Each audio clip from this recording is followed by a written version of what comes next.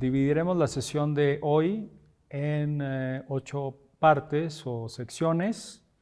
en las cuales esperaremos cubrir distintas etapas y momentos relacionados al tema de la participación ciudadana en México. Sobre todo haremos un análisis desde el punto de vista histórico y social de cómo ha sido esta evolución y estos cambios que han llevado a la participación ciudadana a formar una parte de la agenda principal de nuestro país, la agenda política, la agenda social y hasta cultural, yo diría. Comenzaremos por hablar acerca de cómo surge la participación ciudadana en México. ¿De dónde o cómo nace la participación ciudadana en nuestro país? Veremos que ahora sí que desde tiempos inmemoriales, podríamos mencionar que antes de la llegada de los españoles ya había participación ciudadana. Por ejemplo, tenemos el caso de Tlaxcala, donde ya en este estado se llevaban a cabo distintas actividades de participación ciudadana a través de eventos, ferias o bien distintas maneras en las cuales las comunidades se ponían de acuerdo y de alguna forma u otra participaban en la vida comunitaria. Tenemos el caso de las llamadas mayordomías, que también se llevaban a cabo en otras partes del país por grupos también distintos, sobre todo en los estados del sur. Es conocido que en las regiones de Chiapas, de Yucatán, de Oaxaca, de Guerrero, vemos este tipo también de participación desde distintas formas, desde distintos aspectos de la vida comunitaria. Si nos vamos ya un poco más a procesos, por llamarle de alguna forma, legales o más formales de participación ciudadana en México, nos daremos cuenta que hay uno que es muy interesante, que ocurrió en el año de 1824. Esto fue se hizo un ejercicio de plebiscito en aquel entonces para determinar si lo que en aquel entonces era conocido como el estado de Chiapas se incorporaba a México. Y en este año se realizó dicho plebiscito con un resultado positivo, y así es como contamos hoy con el estado de Chiapas como parte de la República Mexicana. Otro ejercicio que también es interesante, ya desde el punto de vista más formal, tiene que ver con uno que se realizó en el año de 1867, año en el cual Juárez era presidente y decide llevar a cabo una consulta para ver si se aprobaba la facultad de veto suspensivo a varias resoluciones y varias propuestas que estaban ahí. Esta propuesta se realizó a nivel del Poder Legislativo con el único fin de establecer mecanismos de sustitución provisional del presidente de la República. Este ejercicio, pues, al final de cuentas fue rechazado, pero lo que interesa analizar aquí es justamente de dónde partimos y cuál es la base de las distintas herramientas de participación ciudadana en el contexto de nuestro país. Obviamente hay históricamente procesos pues, que se dieron en otros lugares. Estos son solo algunos ejemplos de algo de antecedentes de lo que son mecanismos de participación ciudadana en nuestro país. En el caso de nuestro país, la participación ciudadana podemos decir que se oficializa de alguna forma en la Constitución de 1917. La Constitución, esta Carta Magna, ya comienza a contemplar la relevancia que tiene que la gente tome parte en procesos de toma de decisiones. Alacio García identifica 4 momentos centrales del impulso de la participación ciudadana en México. Entonces tenemos 4 vertientes que este autor nos dice que fueron pues, muy determinantes para la forma en la cual se promovió la participación ciudadana en nuestro país. Y estos 4 momentos tienen que ver con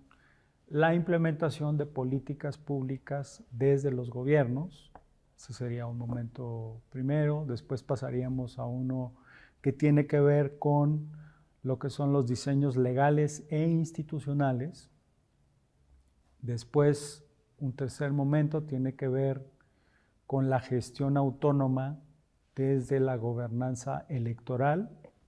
Y finalmente, el número 4 tiene que ver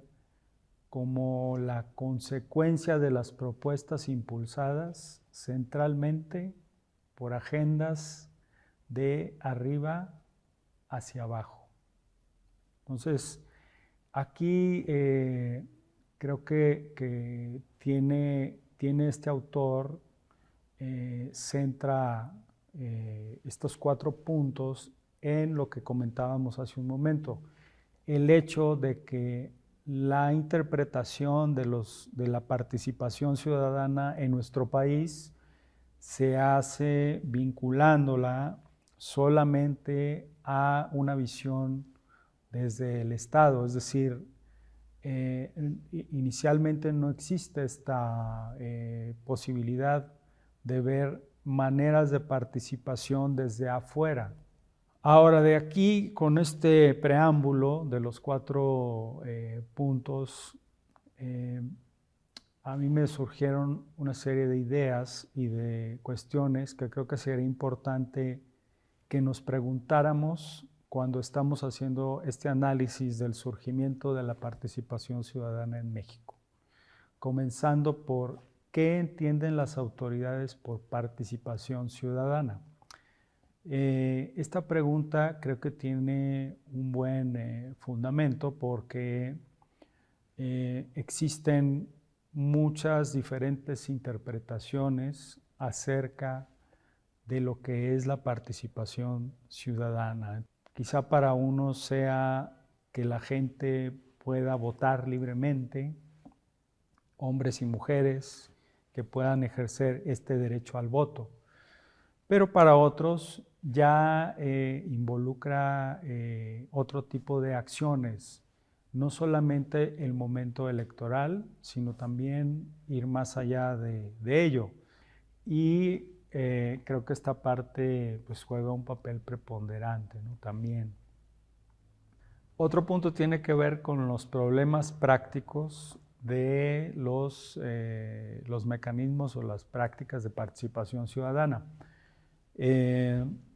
Por ejemplo, hemos visto a lo largo de la historia que estas estructuras participativas o la promoción de la participación ciudadana, en la mayoría de los casos, no digo que siempre, pero en la mayoría de los casos está bajo la influencia de los partidos políticos. Entonces, esto pues nos hace pensar en que pues las estructuras que se supone que deberían de ser pues, sin ningún tipo de influencia partidista o visión, pues en muchos casos sí lo son. Les digo, ahorita vamos a ver algunos ejemplos de cómo esto ha pasado en nuestro país a lo largo de su historia y pues digamos que quizá esta intervención le quite algo pues de legitimidad a las prácticas participativas. Otro de los puntos también que tenemos que considerar tiene que ver con la cantidad de participantes, que quizá se espera que cuando hay la posibilidad de una consulta o alguna cuestión que tenga que ver con elementos de participación, pues se quiera que vaya mucha gente o que participe demasiada gente. Hemos visto con algunos ejemplos que en realidad la gente participa cuando el problema o cuando la cuestión o cuando lo que se esté promoviendo le afecta, entonces la ciudadanía sí participa de una manera activa porque ve afectados sus intereses y entonces hay una respuesta ante esta afectación. Pretender buscar que siempre los mecanismos de participación ciudadana tengan una participación muy alta, pues es una propuesta ambiciosa que si bien quizá para muchos sería lo ideal, si nos vamos al campo de la realidad, pues nos daremos cuenta que la mayoría de la gente participará cuando sienta que sus intereses o algo que está en su entorno se va a ver afectado. Entonces, esto es otro punto también a considerar. El tema político también se vuelve un aspecto muy relevante para determinar la manera en la cual se instrumentan este tipo de herramientas de participación ciudadana. El autor que estamos leyendo como parte de este taller del día de hoy identifica algunas hipótesis referente a cómo ha sido la evolución de la participación ciudadana en nuestro país y de cómo algunos procesos se han visto influidos por ciertas prácticas, sobre todo viniendo del gobierno mismo. Entonces, menciona, por ejemplo, al Programa Nacional de Solidaridad, que fue elaborado en el año de 1988. También menciona la forma en la cual las instituciones de la gobernanza electoral han ido evolucionando y también el impulso que han tenido por parte de gobiernos municipales, estatales o el gobierno federal, en el cual pues la participación ciudadana se ha convertido como una figura importante y un elemento que aglutine a la ciudadanía. Entonces, si nosotros nos vamos a la forma en la cual han surgido diversos programas desde el gobierno, yo creo que sí, efectivamente, uno de los más destacados, si no el más destacado, ha sido el Programa Nacional de Solidaridad. Ha habido otros ejemplos, de ahí en el gobierno por ejemplo, de Zedillo se desprende Progresa, y luego Progresa se fue transformando en otros proyectos hasta lo que tenemos hoy en día con Bienestar. Entonces sí ha habido un elemento de parte de las autoridades, sobre todo, que han buscado que la participación ciudadana se dé dentro de estas estructuras conformadas por el Estado mismo. Entonces, quizá bueno, no digo que no los haya, pero a mucho menor medida han sido la forma en la cual se han involucrado las organizaciones de la sociedad civil u otros actores, ¿no?, en distintos momentos para formar parte de esta agenda participativa de la cual estamos haciendo énfasis el día de hoy. Ahora, el autor también identifica algunas, le llama confusiones de la participación ciudadana, y se refiere básicamente a dos temas. Una tiene que ver con todo lo que se relaciona con la transparencia y la rendición de cuentas, y la otra confusión tiene que ver con el hecho de que solo se limite a experiencias de democracia directa. Entonces, si bien es cierto que si nos vamos a lo relacionado con los mecanismos de transparencia y rendición de cuentas, pues sí, creo que la participación ciudadana no puede ser acotada solamente a eso. Creo que sí es importante pues, decir que la participación ciudadana es un proceso transversal, es decir, no solamente afecta a X o Y situación o X o Y ámbito, sino creo que tiene la posibilidad de impactar diferentes áreas, diferentes aristas, no solo de la vida política gubernamental,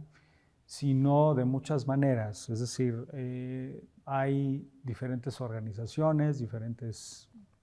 maneras de involucrarse que no necesariamente caben en una estructura formal. Entonces, querer acotar a la participación ciudadana solamente a la cuestión de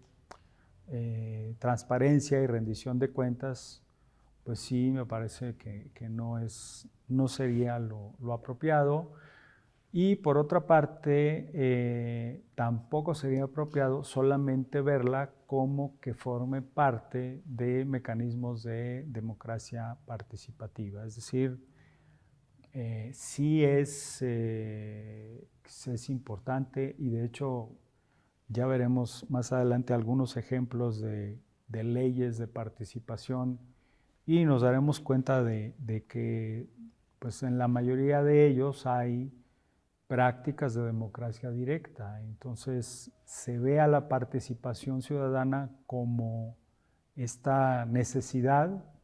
por estar involucrando a la gente en procesos de democracia directa, para que de alguna forma pues formen parte o tomen parte en procesos de toma de decisiones.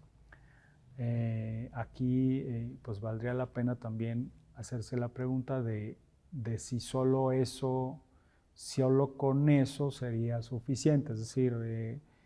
dejaríamos fuera quizá otros ámbitos de la participación ciudadana que debiéramos considerar si solamente la acotáramos a una cosa o la otra. Es decir, vuelvo al punto que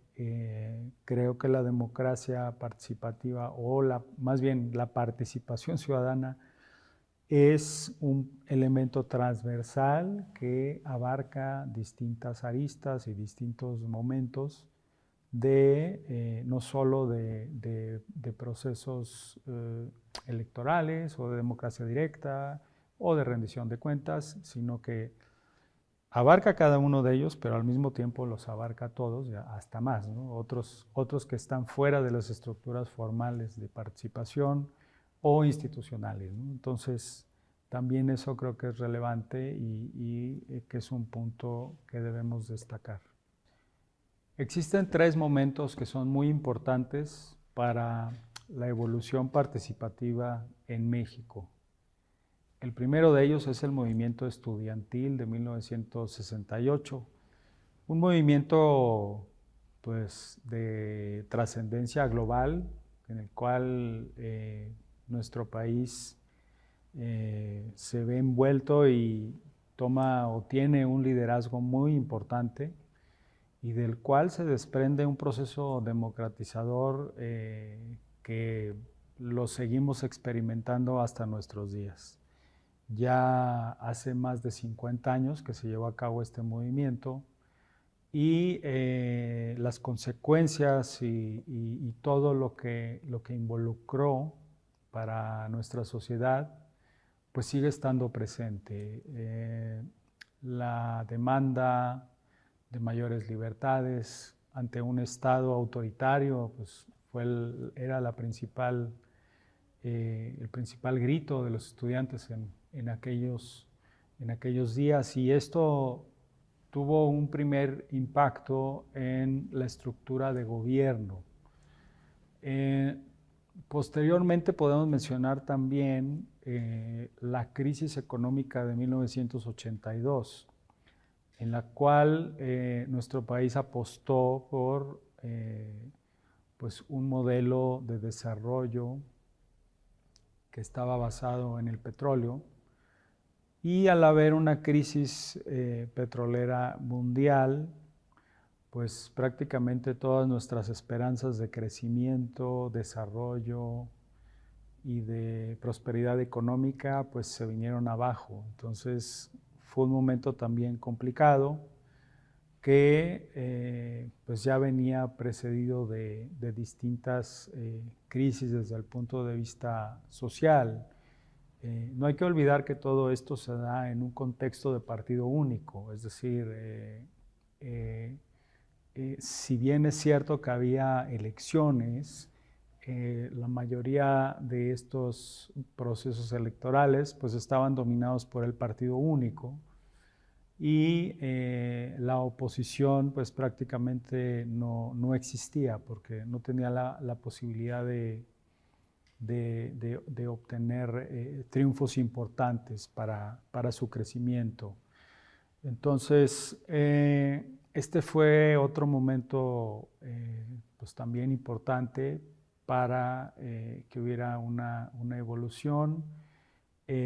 A raíz de esta crisis se instrumentan reformas importantes en el sentido de acabar con la corrupción, y se genera pues comienza a haber una posibilidad de apertura política para que otros actores de la vida nacional puedan formar parte también de lo que era el aparato de gobierno, ¿no? Entonces fue un momento también muy fuerte, que viene a terminar con las reacciones de la sociedad civil al sismo de 1985. Este tercer momento podemos decir que ya es como el parteaguas de la evolución participativa en México. Ante un Estado que se vio completamente rebasado por una tragedia de dimensiones verdaderamente pues nunca antes vista, y ante una no respuesta o muy pobre respuesta de parte del Estado, pues la sociedad civil y la ciudadanía en general, sin ningún tipo de organización, pues ahora sí que se organiza y busca resolver en lo inmediato las necesidades de una ciudad completamente devastada por este sismo.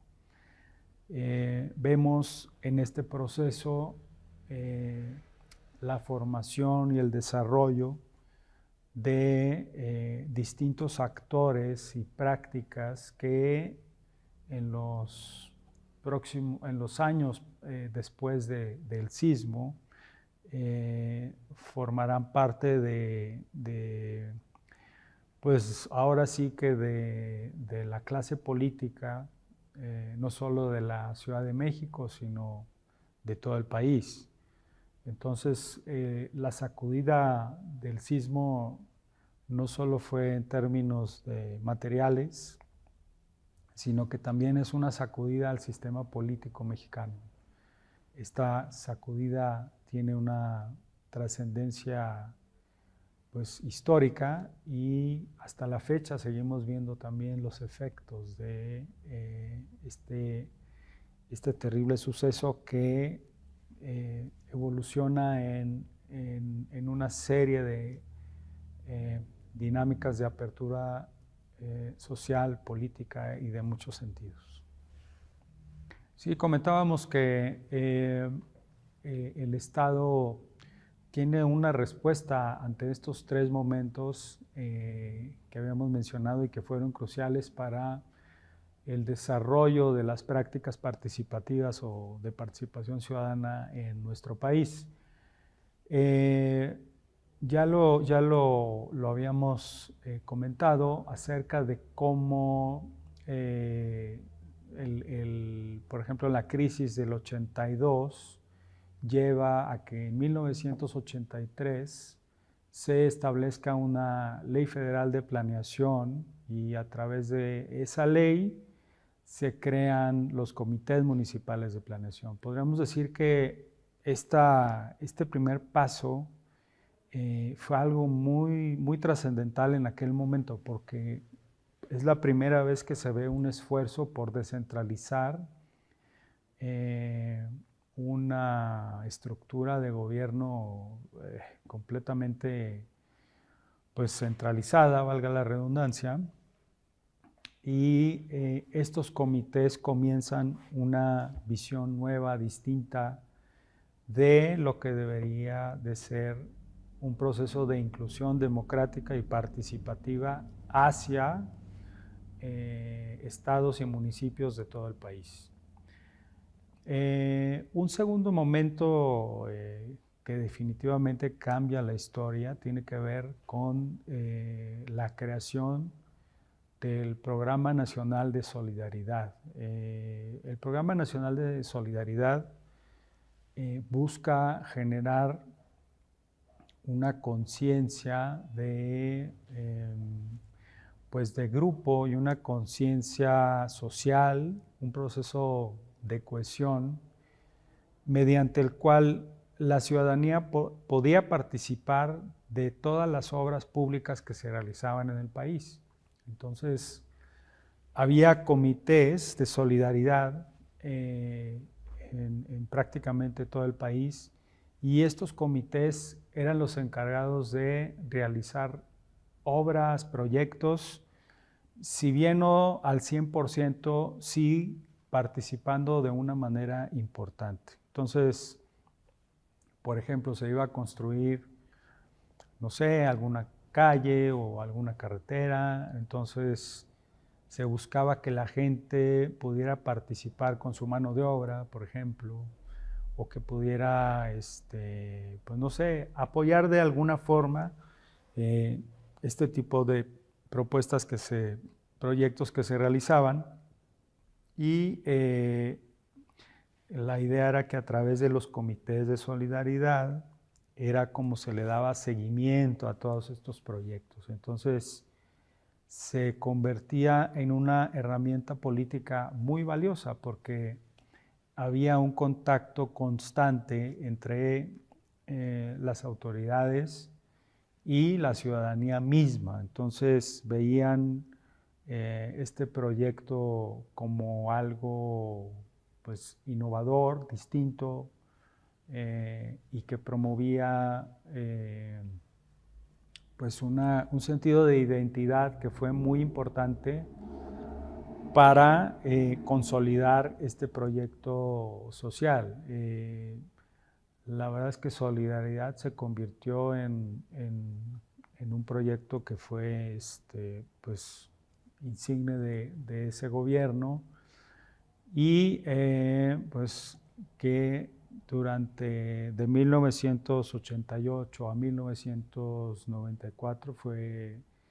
fue un proyecto social participativo, por llamarlo de alguna forma,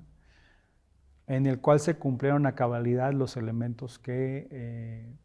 nos comentaba el autor anteriormente, en el sentido de que fue creado por el mismo Estado, involucraba formas y mecanismos que la gente pues, podía participar. Había un sentido de identidad muy importante, que era unificador entre sociedad y gobierno. Entonces, este sentido, pues la verdad es que tenía buenos resultados desde el punto de vista político, pero la gente se sentía tomada en cuenta participaba de muchas formas. Ahí es donde platicábamos de esta importancia de no encasillar a la participación solo como una o dos acciones, sino que es un concepto que es completamente transversal. Esta serie de cambios y de propuestas que venían de parte del Estado para reformar instituciones y la manera en la cual se involucraba con la ciudadanía, pues inevitablemente tuvieron que llevarse también al ámbito electoral. Entonces, a partir de la elección de 1988, la cual se lleva a cabo en un ambiente bastante ríspido y en el cual, pues, a todas luces hay una caída del sistema, hay un fraude electoral, pues entonces el Estado,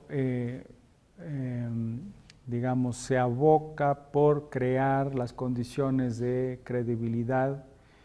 para que el sistema electoral pudiera ser independiente del Estado. Entonces, a través de la creación del Instituto Federal Electoral, que será el árbitro, quien rija todos los procesos electorales en México, es como el Estado nuevamente busca legitimar los procesos electorales en nuestro país. Es una vez más o una muestra más de que los cambios que han involucrado perdón, a mecanismos de la evolución de mecanismos de participación ciudadana en México, pues en la mayoría de los casos han venido desde de arriba hacia abajo, no de abajo hacia arriba. Con este ejemplo del Instituto Federal Electoral, pues nos damos cuenta que, pues sí, efectivamente hay una búsqueda desde el Estado mismo por intentar crear una institución que pudiera dar certeza y credibilidad y transparencia a todas las elecciones que se realizaban en nuestro país. La evolución del INE, podemos decir que ha tenido pues varios momentos en los cuales ha estado en la cúspide, generando algunas de las sentimientos para los cuales fue creada, es decir, generando sentimientos de certeza, de credibilidad, de transparencia en cuanto a los procesos electorales. También ha tenido momentos de crisis, ha habido algunas reformas que por momentos lo han fortalecido, en otros lo han debilitado, pero sin embargo pues se mantiene como la estructura electoral pues más importante que hemos tenido en toda la historia de nuestro país. A su vez, pues es importante señalar que contamos con institutos electorales en todos los estados y que pues toda esta estructura electoral está siendo puesta a prueba actualmente, ¿no? Hay algunas reformas que se llevaron a cabo, podríamos mencionar la reforma del 23 de mayo de 2014 o la del 27 de enero del 2017, las cuales pues han ido cambiando un poco la esencia del instituto, bueno, sí, pero sin afectar en gran medida la forma en la cual opera y la forma en la cual realiza sus funciones, generando certeza en los procesos electorales en nuestro país. Otro sector que se ha visto influenciado o de alguna forma que ha sido afectado por los cambios o las decisiones que el Estado ha ido tomando en cuanto a las diferentes instancias participativas, pues tiene que ver con todas las reformas al llamado tercer sector o la sociedad civil. Entonces, podemos decir que la publicación el 9 de febrero del 2004 de la Ley Federal de Fomento a las actividades realizadas por las organizaciones de la sociedad civil y la creación del Registro Federal de Organizaciones, pues fueron nuevamente iniciativas que venían del Estado y que eran dedicadas o son dedicadas a fortalecer la participación ciudadana de alguna forma. Entonces, el hecho de tener esta posibilidad de una ley dedicada para las asociaciones o las organizaciones de la sociedad civil, pues habría también una especie de parteaguas en el sentido de poder incorporar estas organizaciones a la vida participativa institucional y que todas las actividades que realizaran estas organizaciones pues quedaran en el marco de una estructura legal que había sido generada por el mismo Estado.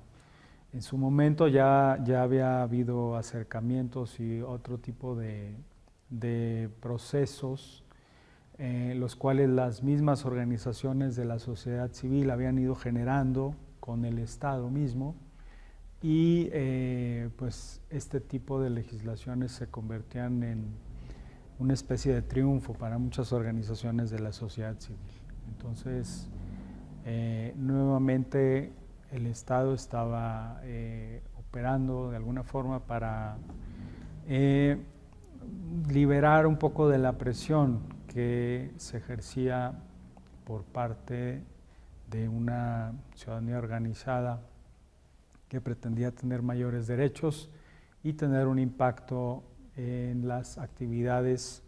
de la vida política de México. En el sentido de ver cuáles han sido algunas de las herramientas participativas que han sido creadas o que se han, digamos,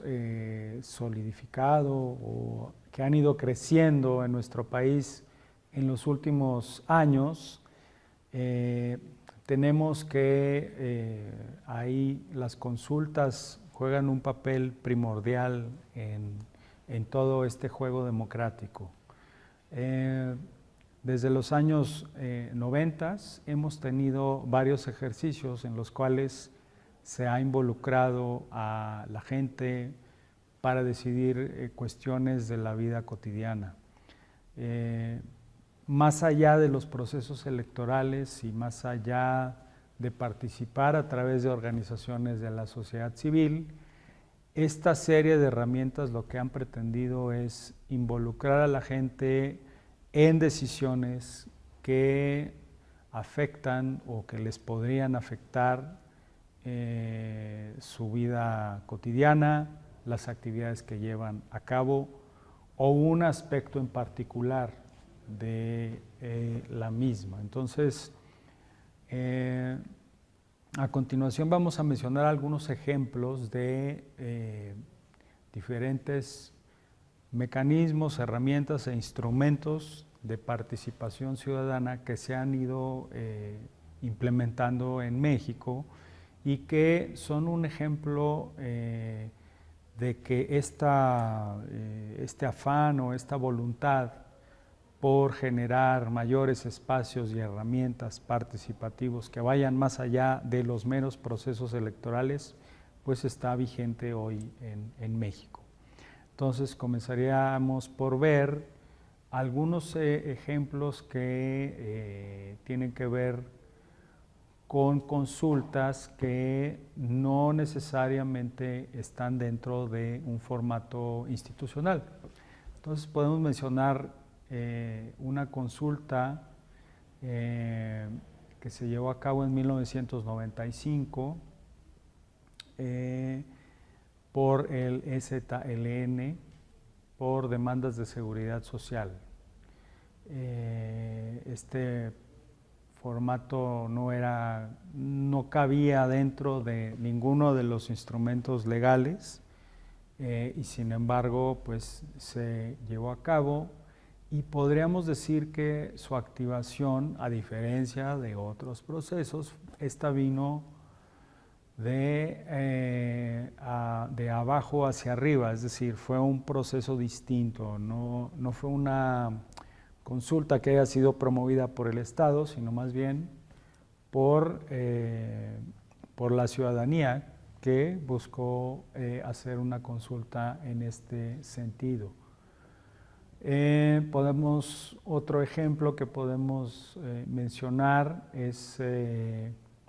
por ejemplo, la de una que realizó un grupo de colectivos en 2015 sobre una revocación de mandato a Enrique Peña Nieto, y que en esta consulta se suma la organización que se llama change.org, y en la cual es un portal en la cual la gente puede sumar firmas y de esta manera contribuir a que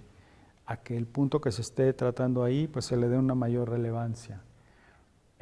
También aquí en esta consulta pues el mecanismo fue de abajo hacia arriba, es decir, no vino de un ente gubernamental, sino que fue una cuestión distinta. Luego tenemos la consulta sobre la construcción del nuevo aeropuerto, que fue en octubre del 2018, el 27 y el 28 de octubre, que era para ver si se construía el nuevo aeropuerto o no se construía. Esta consulta pues vino siguiendo una lógica de arriba hacia abajo, y pues ya todos conocemos el resultado de la misma. Y también pudiéramos mencionar otra consulta o consultas, las distintas consultas más bien que se realizaron en toda la zona del Tren Maya, en el cual pues se involucró a gente que estaba o que vivía o que en ese momento vivía en los espacios por los cuales iba a ser construido el Tren Maya. Se hace una consulta y nuevamente el proceso es de arriba hacia abajo, es decir, viene de parte del Estado esta consulta y se lleva a cabo de esta forma, ¿no? Ahora, un dato que es muy interesante y que tiene que ver con todo este proceso participativo, democrático, y en el cual el Estado cada vez parece que quiere promover más la participación ciudadana, tiene que ver con el hecho de que actualmente todos los estados de la República cuentan con una ley de participación ciudadana. Creo que este hecho es muy importante resaltarlo porque, no sé, hace 20 años, hace 10 años, eran pocos los estados que tenían una ley de participación ciudadana, es decir, no había esta preocupación por involucrar a la ciudadanía en procesos de toma de decisiones, y ahora nos damos cuenta que sí existe esta voluntad y que hay pues una posibilidad de tomar parte en distintos procesos participativos. Entonces, la mayoría de estas legislaciones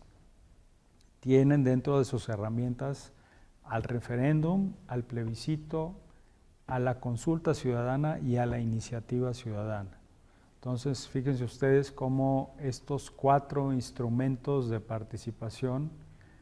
están presentes en casi la mayoría de las legislaciones que ahora operan en los estados. Ahora, es muy importante ver, ya verán esta tabla ahí en sus materiales, porque una de las cosas más interesantes tiene que ver con los porcentajes para activar cada uno de los mecanismos de participación ciudadana. Yo creo que serían como dos partes. Una parte es, primero, quién puede promover o quién puede llevar a cabo este tipo de ejercicios, porque tenemos en algunos casos, por ejemplo, en Chiapas, por mencionarles algo, para activar un referéndum, pues se necesita el 1% de las personas inscritas en la lista. En otros lugares quizá es más alto. Entonces, por eso creo que sería importante que la vieran a detalle. No voy a entrar aquí a leer cada uno de los estados, pero sí sería interesante que vieran cómo están los porcentajes y sobre todo el segundo elemento tiene que ver con qué porcentaje se requiere para que sean vinculatorios las decisiones que se están tomando. Entonces tenemos varios ejemplos en los cuales el porcentaje requerido para activar, por ejemplo, el referéndum, el plebiscito o la consulta, pues va a ser un porcentaje bajo, otros quizá va a ser demasiado alto. Entonces, aquí valdría la pena preguntarnos si en realidad estos estados o estas propuestas o leyes que en teoría están haciendo un esfuerzo por empoderar a la gente y promover la participación ciudadana, tendríamos que ver si en realidad es lo que se busca, porque si el umbral de activación es muy alto, pues obviamente nos llevará a pensar que quizá no se quiera promover tanto la participación. Por otro lado, si es bajo, pues podría ser el caso contrario. Entonces les invito a que revisen esta tabla, me parece que es muy interesante y que pueden comparar con todos los estados del país cuáles son los distintos porcentajes y las diferentes prácticas con las que cada una de estas legislaciones cuenta.